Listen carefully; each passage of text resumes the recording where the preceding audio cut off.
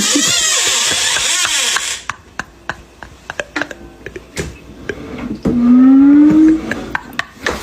4 a.m. in the morning.